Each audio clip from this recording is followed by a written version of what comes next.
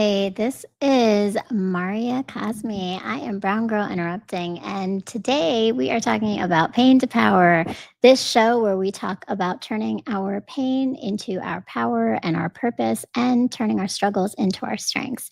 This show is brought to you on the iRant Network, and I'm very excited for that. I want to first say Happy Father's Day to all the fathers out there, to my producer, Logic, Mr. M, as well as my guest today, who you're going to be introduced to in a few moments, Jean Frances, and to all the dads out there who are fathering in all the different ways that they are and guiding and supporting so many children. So I am really appreciative of that. And I just want to say a salute and a shout out to all of you. I also want to take a moment because right now we are in a place in our country where humanity is being forgotten, and we're treating a lot of people on hierarchy of worth. Particularly, we're looking at our immigrants with that, right? And there's just so much violence, so much fear, so much uncertainty.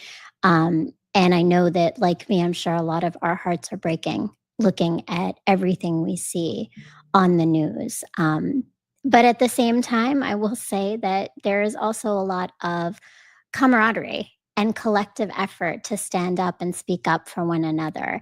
And it makes me realize that we are trying to do what we can in the influence that we have. So I say all this because this show was really created from that belief. This space for me has been a place where stories are more than words. There are tools for resistance and healing and deep transformation. So when I created Pain to Power, my goal was to truly think about this idea of critical race theory and counter storytelling. And when we think about critical race theory, counter storytelling is that the idea is that we often look at the dominant narratives. And so we want to interrupt that by focusing on not the dominant narratives that are distorting our lived experiences, particularly of people of color, and they limit the information that we have of everyone else, and really focusing on how do we reclaim those stories by hearing the truth, the humanity, and knowing and understanding who everybody is. So my show is this offering. It's a chance to make a space for the lived realities and the complex identities that we all hold in the beauty of resilience. And I'm really excited because my guest today embodies all of this. He is someone who lives his truth as a son of immigrants, an artist, an educator, a curator of diasporic stories through sound and movement, the founder of Black Atlantic, and the creator of Across the Diaspora. Please welcome Jean Frances Varré. Hi, how are you? I'm good. How you doing? I'm really good. I really appreciate you being here. Happy Father's Day. Thank you. Thank you. Thank you. Thank you. Just came back from a nice afternoon with my daughter, so I'm feeling the love. You're in a good space. That's a good Yeah. thing. That's a good thing right now, right? Like feeling the love is important, I think, for all of us. Uh, And I know that we started. I opened up with something a little heavier than I usually open up with, but I think that's where we are right now. And I appreciate it because I think the stories that we're going to come from this conversation are going to start to provide some of those perspectives that oftentimes many people don't have, and we miss humanity in not understanding the stories behind individuals' experiences. yeah, absolutely. We are our stories to begin with. So Absolutely. And you are a storyteller. So we are going to be talking about that. But I first want to ask, usually when everybody comes on the show, I always ask how you interpret and think about turning pain into power. What does that mean for you? uh I mean I look at that as a almost holistic human thing because regardless of where people are in their lives, class-wise or otherwise, geographically, there's always going to be some pain in the human condition. Unfortunately, it's very unbalanced. But no matter what, we've seen that, even the people we see as the most blessed will have their own pains, their own anxieties, So, from a musical point of view, my favorite interpretation is the blues, even though I'm attached to all types of music. But that kind of transmutation is, in one form or another, is what humanity's been doing and what has kept us here. Because I think that's our strength. We're pretty frail otherwise compared to other life forms. You know what I mean? Yeah. So Yeah. I really think that that ability to transmute pain into something constructive, not always, as we've seen, we're barely hanging on because we tend to go the other way, but we've had just enough of a balance, I think, throughout all of humanity to be able to make that kind of change that creates something out of our challenges. And because we're frail, yeah, we go through a lot of pain. We do. We go through a lot of pain, and it is Yeah. inevitable and it's gonna happen, but I love that connection you just made to music and Mhm. that transmutation of music to really be a channel for that pain, which we've talked about in the show, but I don't think anybody's ever brought that up in terms of this connection, right? So I Yeah. appreciate that. And that's a lot of your story. So I mean, I'd love to hear a little bit more of like, let's go back to your roots, right? I introduced the show. I did say you are a son of immigrants, but tell me a little bit about your background, just, where your family is from and your own experiences of what that's meant for you. So my family is originally from Senegal and Cape Verde. And for those of you who are familiar with Senegalese people, I don't look like very much like a Senegalese person. So even within Senegal, I'm from a mixed family. Um, and then my parents came as immigrants. First, my dad uh, to Los Angeles in 1967, and then he was followed by my mom. And this was at the beginning of the independence movements in, well, actually, second wave of the independence movements of Africa, sub-Saharan Africa. So he was among the second wave to get scholarships to the United States. And unlike a lot of people who got sent to like Middle America and Missouri and places like that, he landed in Los Angeles, during the Civil Rights Movement, during the Cultural Mm, Revolution, during the riots. So uh, we'll probably discuss more of it as we go. But that kind of gave me that, it's kind of like about as old as you get is Africa, right? And about as new as you yeah. can get is Los Angeles, California. So things in between, I think that because of my family and my dad, it helped me pick up things both in geography and time, from the Yeah, ancient to yeah. like the newest. Yeah. Well, I love that, and so, I mean, that's what you navigated then, right? So your that's your parents' story and your dad's story of how he came here, but I'm sure that impacted your own upbringing at home, but also, like, how you had to navigate your life outside of home. So how did you and we've talked about this before, right? You almost had this triple consciousness Oh yeah. of identity. Tell me a little bit about your triple consciousness of identity and what that's meant for you. Well, I was also lucky enough to go back home to Senegal and occasionally to Europe almost every summer until I was 17 years old. And in the US, because of my name, also my name being Jean Frances, and growing up in the US and bouncing between private schools my parents could afford it so that I could speak French, and then going to public school when they couldn't. Um, yeah, I always felt like I was kind of standing in the middle and on the fence of just about.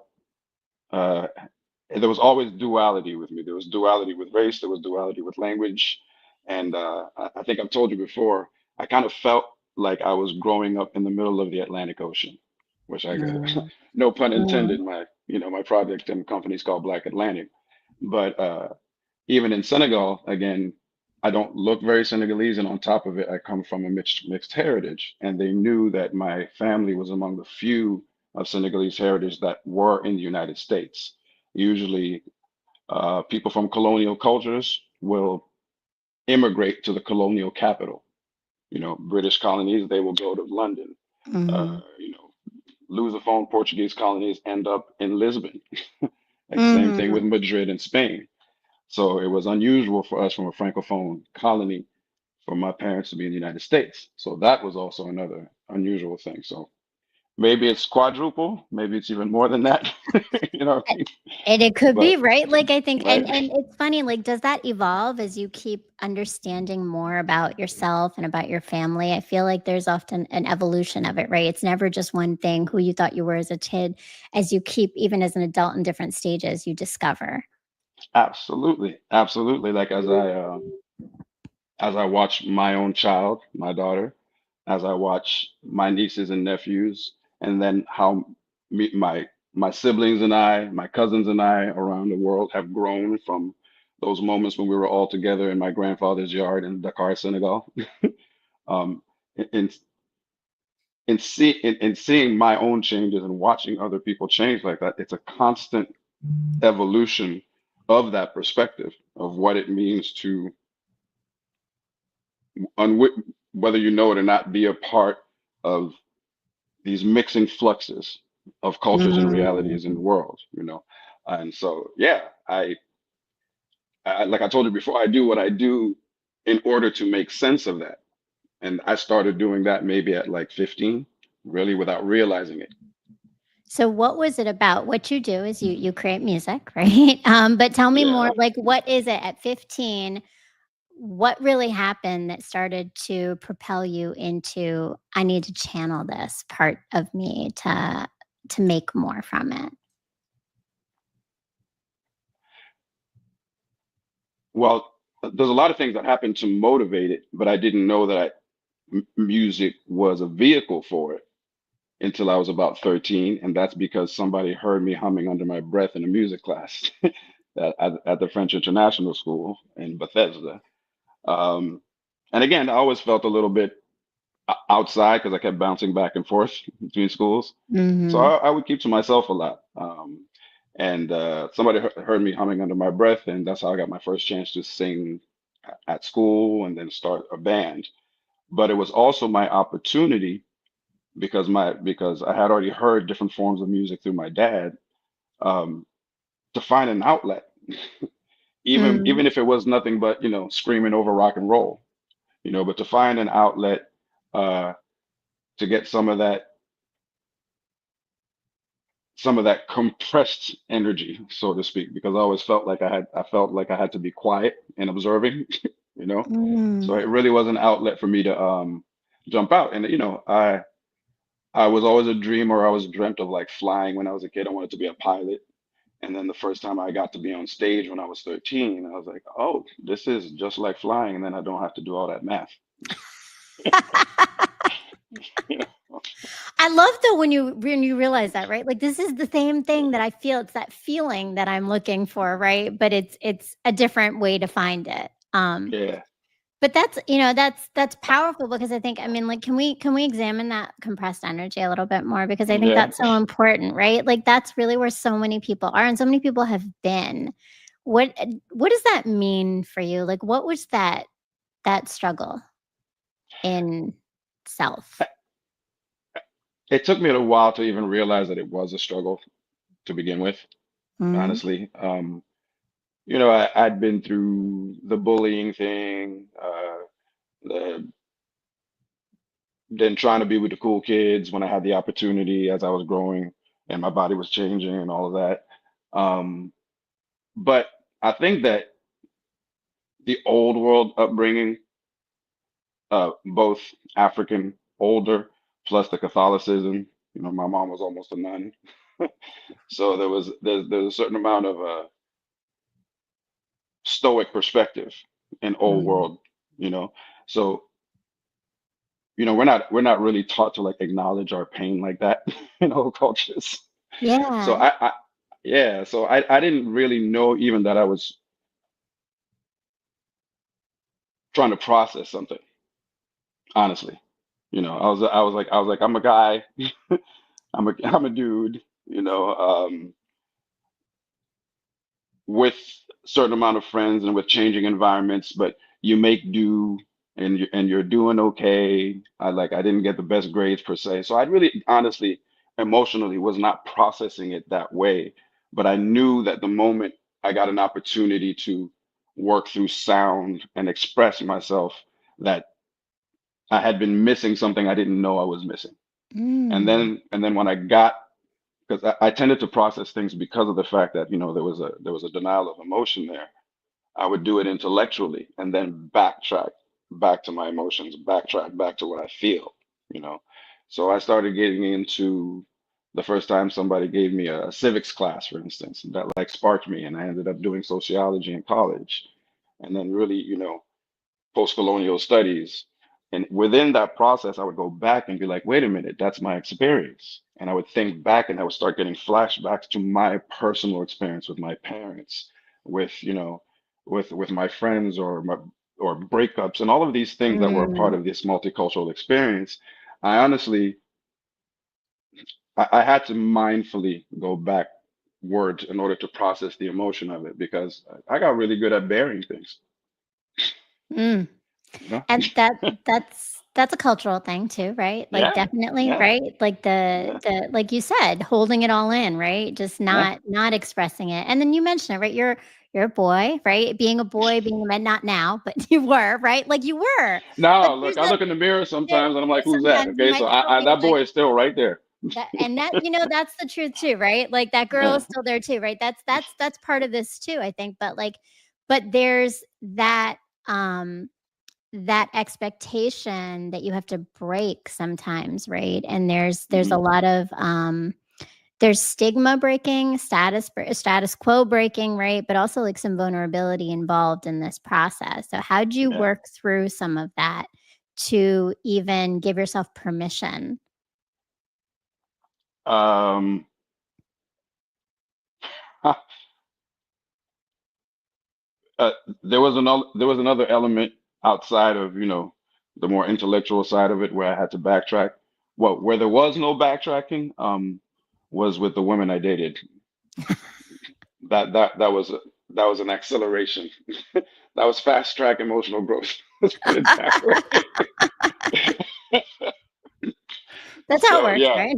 no, honestly, that's the first time you get that mirror. It's like, whoa, Yeah. oh, not this is how I appear and this is how I act. Mm. It's through relationships that are intimate usually that you really start seeing yourself. Yeah. Yeah, so I did learn a lot from the women that I dated, in every way. I mean, I don't know if you and sometimes I felt like I don't know if you know the musician Fela or saw the play maybe or anything know No, I anything don't. about his I don't. life. No, I no. don't. Okay. No. Yeah, no. He was very much changed by a woman that he dated, during the civil rights movement in California as an African. Mm. But yeah, I related to that part of the story. But in multiple relationships, it really did help me process those things that I was just starting to return to. Like again, some of the isolation, some of the Catholic guilt, some of the racism, all of those things. Yeah, relationships helped me process them a lot faster than I would have liked to. Mm. But that's Mm. growth, right? Forced into it, right? Sometimes, but that's growth, right? Growth is discomfort, and Yeah. and sometimes you're pushed into it, right? That's the path, right? Hmm. And yeah, I think when someone else puts a mirror up to you, there you can't not you can't well you can look away, but I think it sounds like Yeah. you were willing to stay uncomfortable and you moved through it, which I mean that kudos to you because a lot of people just walk away, right? Then it's like, nah, I don't want to see this. I'm not sitting here right now. I'm moving away from it. But you also mentioned, and I really appreciate this because I think this comes up a lot in healing, and I've been thinking about this a lot. But you said going from intellectualizing things to expressing it more, right? Hmm. And that is a really important thing that I think a lot of people struggle with. So I appreciate you lifting that up, but that also I'm wondering like how that kept moving you towards like did that keep moving you in that direction? Like was there something about that that felt so much more familiar than the intellectualizing of things? Something about facing my feelings, you mean?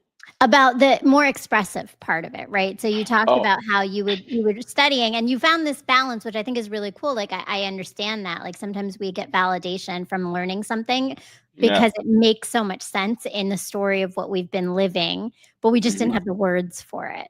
Exactly. But you Exactly. took those words to another level, which is that you've really channel it into music. Yeah. So, okay. I, I omitted to say that before things were truly intellectual, they were musical first. I Mm, just didn't sometimes understand everything that I was listening to or feeling. There mm, were times when I was a kid that I would listen to a certain song and I loved it, but I do things like when my dad gave me his record player, it was like a dimensional shift in my life. He gave me a stereo system. I started locking myself in my room and just, but there are certain songs, for instance, that when I was younger, when he first gave it to me, I must have been like, 10 or something like that, the very first one. I would put them on and I wouldn't necessarily understand all of the words, but the actual emotion of the song would probably trigger something in me from my own experience. But I mm. wanted to listen to it, but it would scare me. Music, there was certain music that would actually scare me. So what I would do is blast it and then go downstairs and listen to it from the kitchen. So I know it's a weird behavior, but in all seriousness, as I heard those songs later when I was growing up, I could pinpoint exactly the emotion that the song was transmitting and how it related to me, like isolation, anger, Mm. and things like that. So Yeah, yeah. there was that emotional connection first that I didn't know how to process. That intellectualizing did help me to start processing. And of course, as I got older and started understanding what the songs meant artistically, poetically, or if they were in another language that I learned later, I was like, oh, I was absolutely right. That's exactly what the song is talking about. It may be talking about loss, romantic relationship, abuse, you know, uh, Mhm. from parents or from a system. Yeah. So it was a mix in hindsight. And music really was the very first thing that I was using to process Mm. my feelings. Yeah. I And don't know if that answered the question. no, I think it did. No, it did. It did, right? Like because you explained it. It's music that was the starting point, right? Yeah. And then Yeah. it kind of went full circle back. It sounds like because then you learned, like you had the intellectual piece of connecting that, but it all Yeah. took you back to music. And Yeah. when you just said that, that idea of the emotion of music, I think that that lends to what I saw in Afrocidade. Um, Afro-Sidaji. the Yeah. Didache, thank you. Afrosidache that you created, which is tell us about this musical performance that you produced and directed and performed in. But I feel that you're a lot of in the audience of being in the audience of that, that you could feel the emotion that was trying to be brought into the space, right? And how did all of this that you've been grappling with and thinking about between the intellectual and the musical lead you to now becoming the storyteller? Mm. So yeah, you're right. Afro-Sidaji is the culmination of of of me realizing my storytelling potential. Not the end, but the very first expression of it that is cohesive, as far as I'm concerned. Um, and it is the Afro the Afro diaspora perspective. It is the cultural link of Washington D.C. and Salvador Bahia.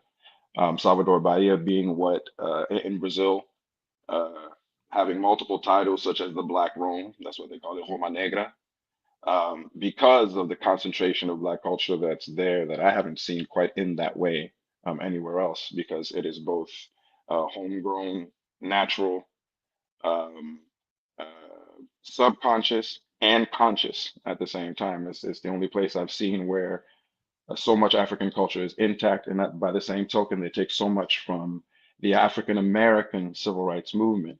So there's both, Mhm. right? There's what I was trying to reconcile in myself, the emotional, subconscious, spiritual, with the intellectual side of the conditions of suffering and oppression.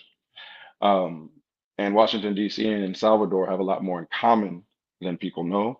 Brazil as a nation and the United States have a lot more in common than a lot of people know racially, and also Mhm.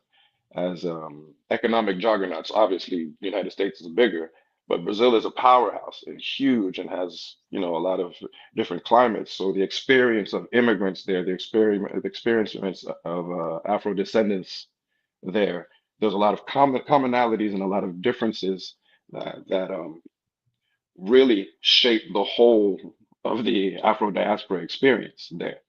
So in bringing those things together, uh, I'm actually telling the story of my own life too, because I always traveled around the African diaspora and through my own experience, that of my father, that of my family, um, moving around the Atlantic.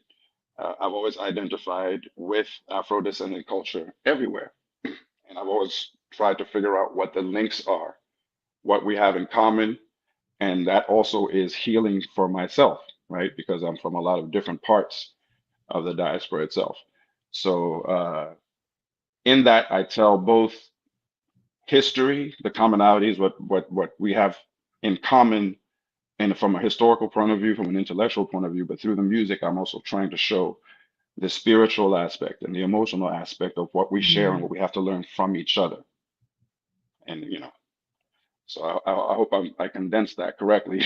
It's one of the first times I've had to actually say it more than do it. Um, Oh, yeah, yeah. No, I mean, but I think there's a lot of layers there, and you put it all out there, and Phil Montaigne says, "I love that." Definitely. Um, right. and you also speak of, when you refer to it on the site, I saw it says uncovering this underexposed link from the plantation to the present. And a lot of it is that, like, that historical connection. When you think about some of the specific aspects of what you chose and how you chose the music and the dance and the stories to tell, what what were some of the things that stand out to you of what you wanted people to walk away feeling and thinking? There's two layers of it, right? In Black Atlantic's mission, uh, there is the education and the unifying of the diaspora itself, but that becomes an archetype, a model for all of humanity as a whole. Um, okay, before I keep on going down this rabbit hole, let me make sure.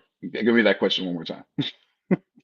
So what do you want people to walk away with when you Yeah. create Okay. these So, experiences? so as I was saying, there's two layers. There's one is to benefit, obviously, the sense of self, sense of pride and humanity of the diaspora. But through that, it actually teaches a lesson to all of humanity when it comes to uh, self-sufficiency, pride, um, having a sense of identity that is not um, infiltrated by someone else's agenda. Mhm. Um,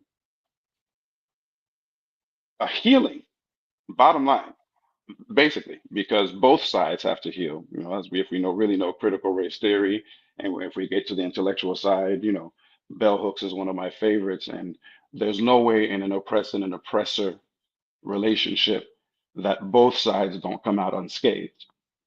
Right. So through this work, it's primarily for the diaspora, but I really believe that all of humanity can find healing through it, through the lessons, through the self-forgiveness that we have to do for ourselves as people of African descent, for the things that we've done to ourselves as a result of the abuse, because trauma begets trauma, um, let alone what's been done to us, you know. Um, Mhm. so through all of that, and through reclaiming strength and identity through our music, because our music is our history. That's one of the other things that's in the mission of Black Atlantic, is to validate oral traditions. We're in a time right now where oral traditions are gaining in their value, and I've been Mhm. pushing oral traditions, for quite a while now. But they are our repository. All of our history is within our oral traditions. I hate to make reference to like Ryan Coogler, but that's one of the things that the movie Sinners was pushing that I was Mhm. really excited about. All of our history, our spirituality, our libraries are there. And going back to that and using that as a tool for healing, for strengthening, um, for unifying, um, that's really what I'm trying to convey. I'm trying to convey the humanity of the diaspora, and through that, to embolden human intention, humanistic intention in general. Hmm. That's Does that answer powerful. at all? Yeah, Yeah. no, it is, and I think that that's from experiencing and being present in this performance and seeing it, I would say looking around, that's what it felt like, right? It felt like healing. It felt like people connecting with one another. I could hear that, there were women behind me and men in front of me who would like they would get excited by certain sounds and songs and like certain stories that you told. And I think yes, that it did all of those things. And that is so powerful. And I mean, you talk for healing for your audience, but how does this all connect back to healing for you and what Mm. you need from the things you curate? Uh, I mean, as you can tell, the stories I'm telling, even though they're global in their geographic nature, they really, really are very, very personal to me. Like, um, I personally experienced a lot of the things that that I'm conveying in this art. Uh, Is there a particular story that you can share with us, like from this that resonates for you?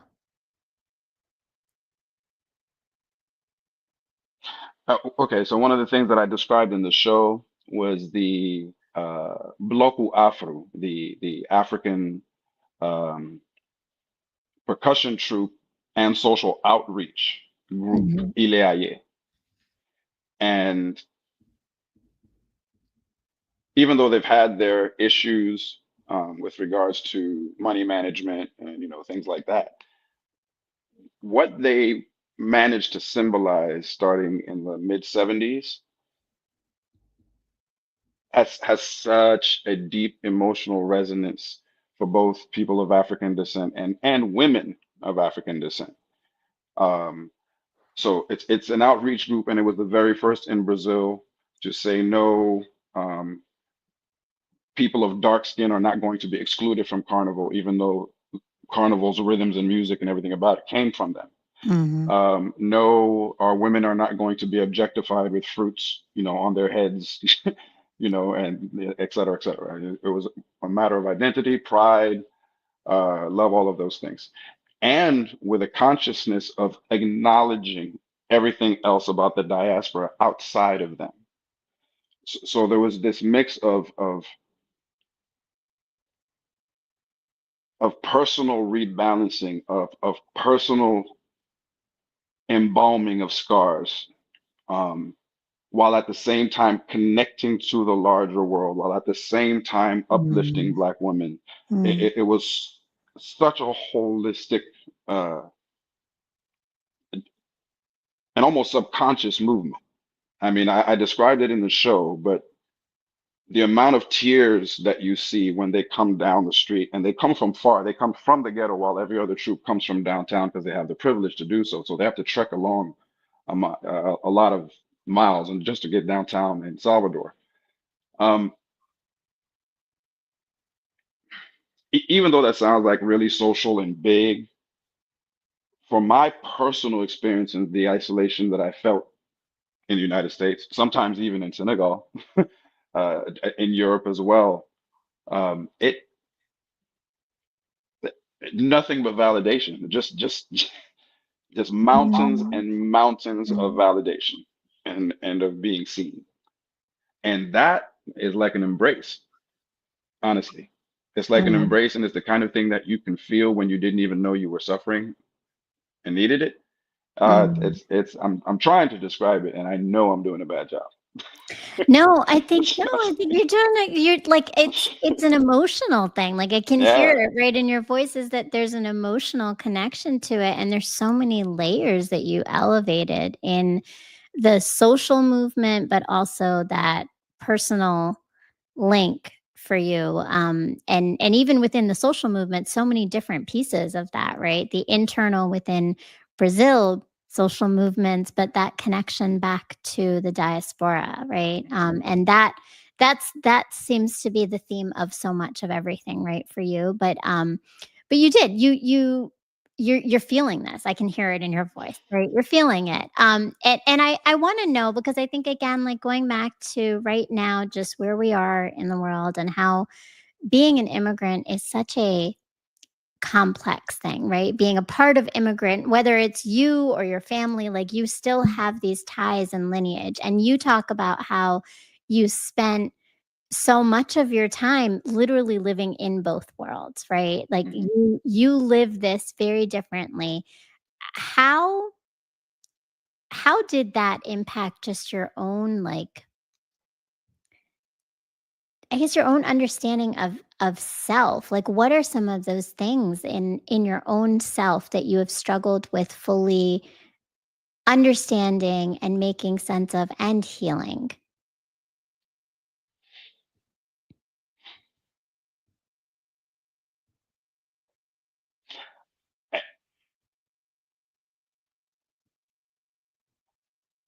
Outside of the things that are very individual that people can go through, it mostly comes right back down, especially for us, immigrants or children of immigrants.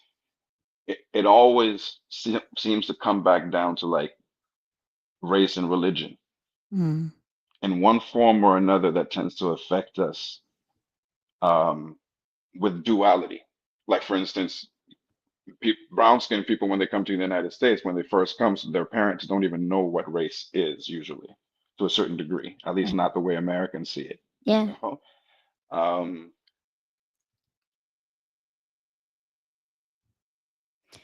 religion. If you come from if your families come from uh, global South or Asia, um, religion in and of itself has a different stance in the United States as well, or at least you have more of an opportunity to have a choice about it, at the very Mhm. least, you know. So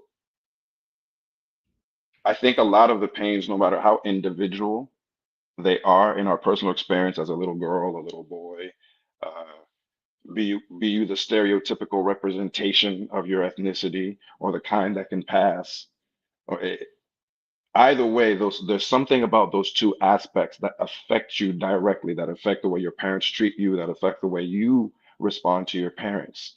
Um, and of course, there's the duality of what you are living in your household and what you are living outside of your house is doubly different because it's so different from the people that are there in the outside world for you as a child.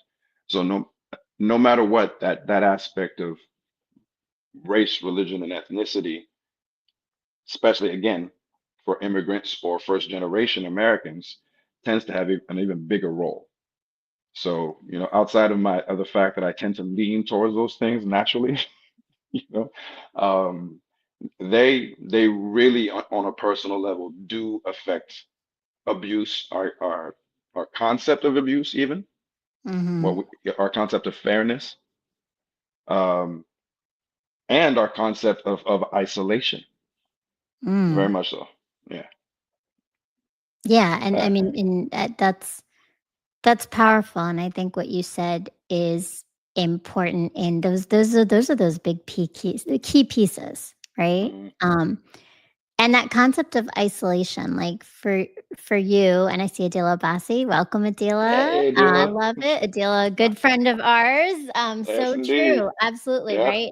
We wouldn't know each other without her. I definitely not, right? Adila is the glue. That's Um, right. and um, but So, you mentioned, what up, guys? Yes.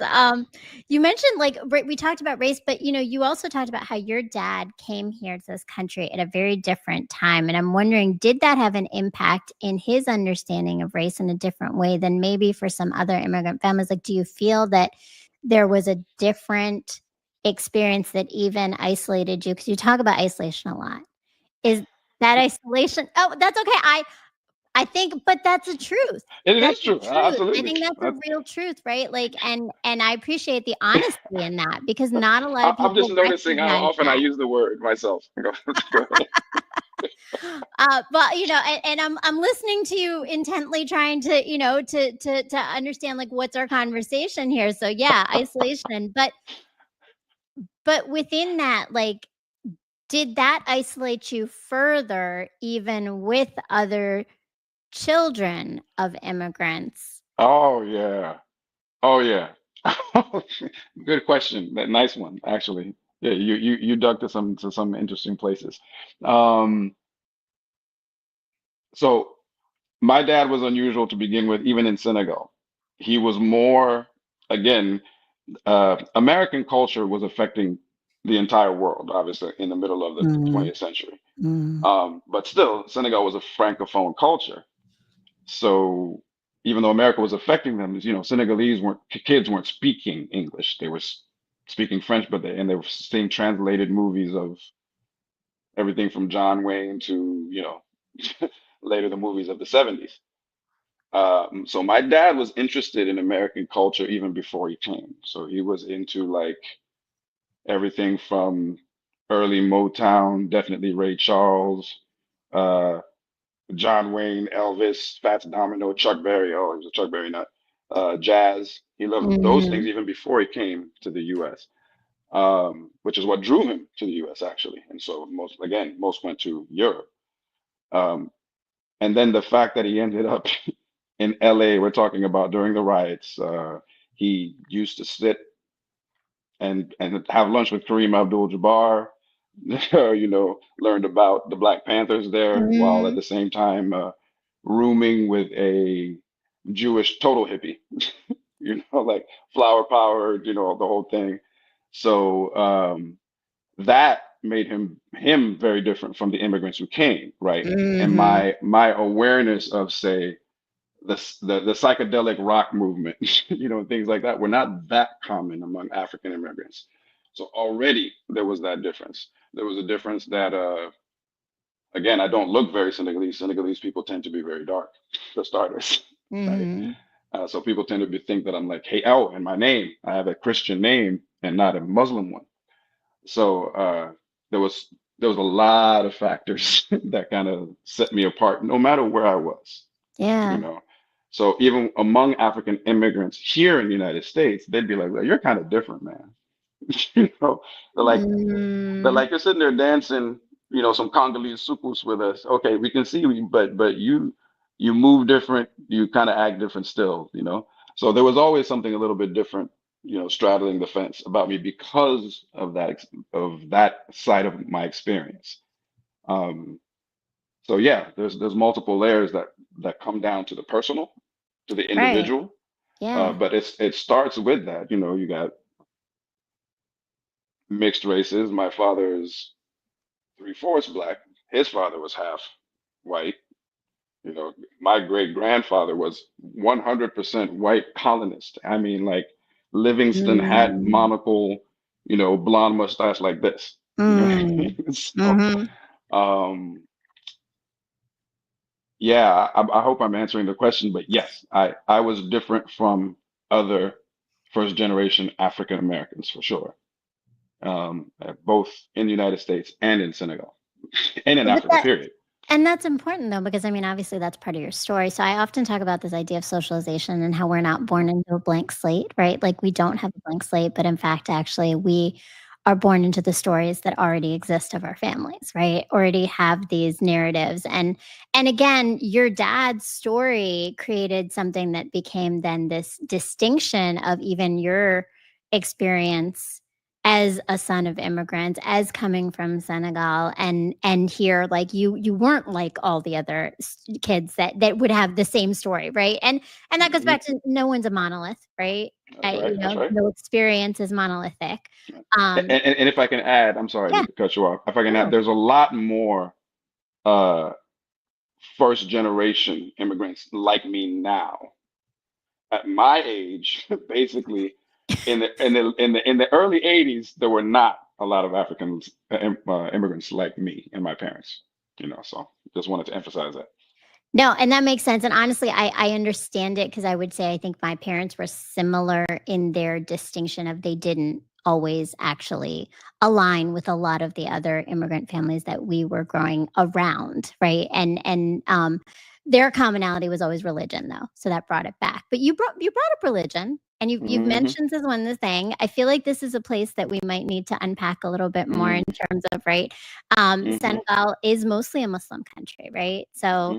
how did that being, what were some of those challenges and pains within your experience of religion and identity? Well, one so before I get into the pains, one of the best things about Senegal is that it is actually one of the most religiously tolerant countries on the planet. There's never been a religious war in Senegal, even though Yeah. there is a sizable Christian population. Um, the majority of the Muslims in Senegal are Sufi. Now, Sufism takes on a lot of different forms depending on where it is Mm. around the Muslim world. Um, but that does help to soften anything that's, let's say Sharia leaning. Uh, So for our audience who might not know what Sufism, I know what Sufism is, but for our oh, audience, sorry, can you break I that should down a explain. little bit more? Yeah, When yeah. you say Sufi, what are you referring to? How's that distinction from Sunni and Shias? Okay, so okay, within Orthodox aspects and delineations of Islam, the top two are Sunni and Shia.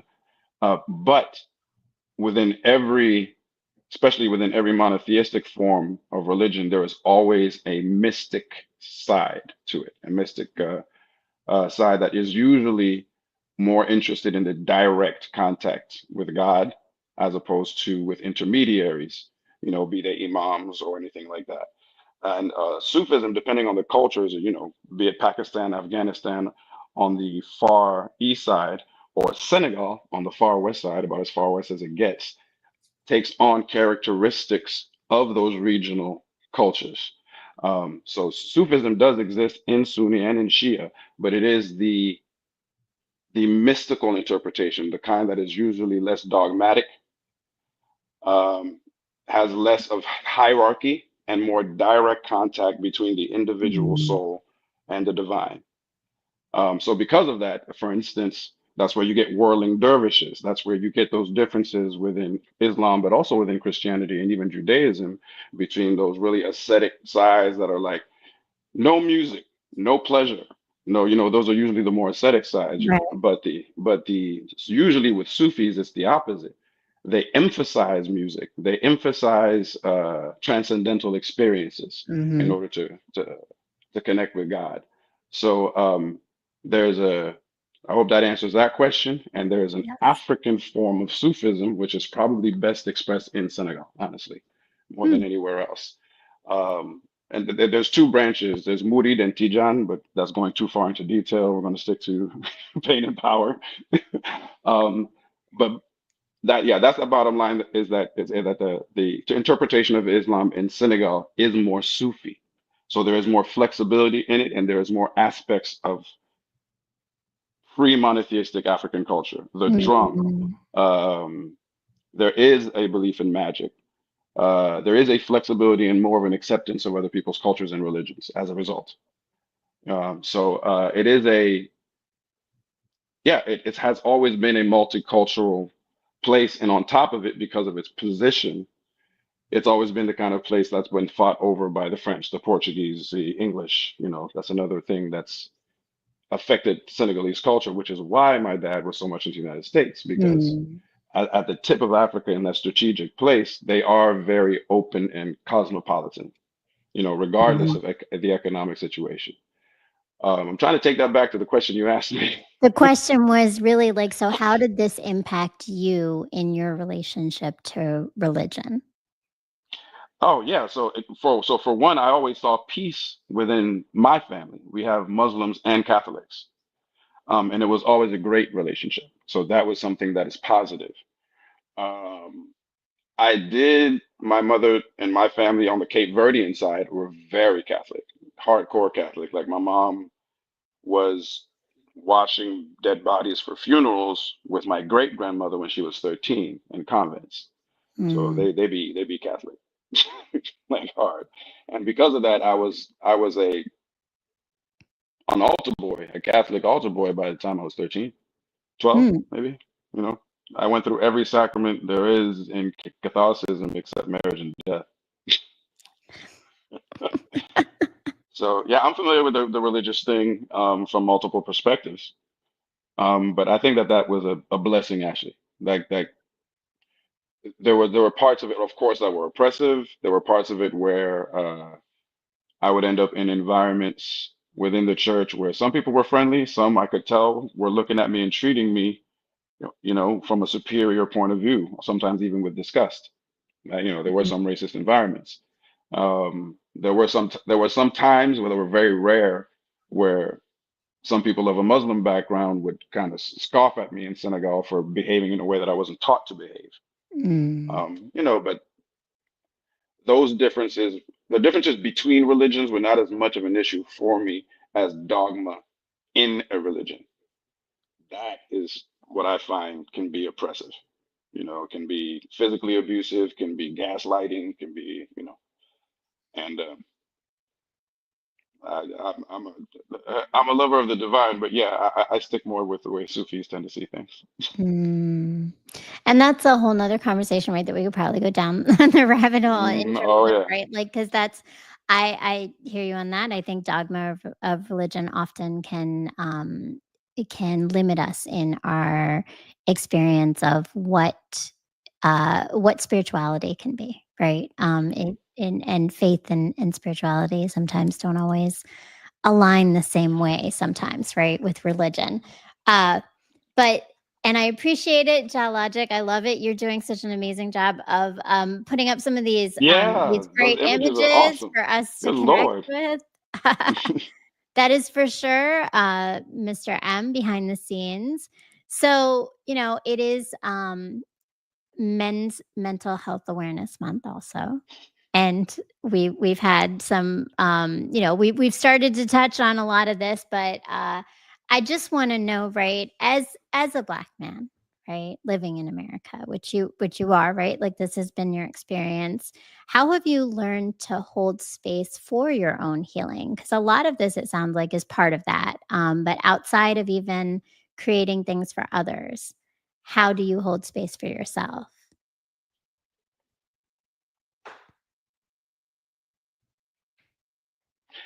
In my consumption of the culture,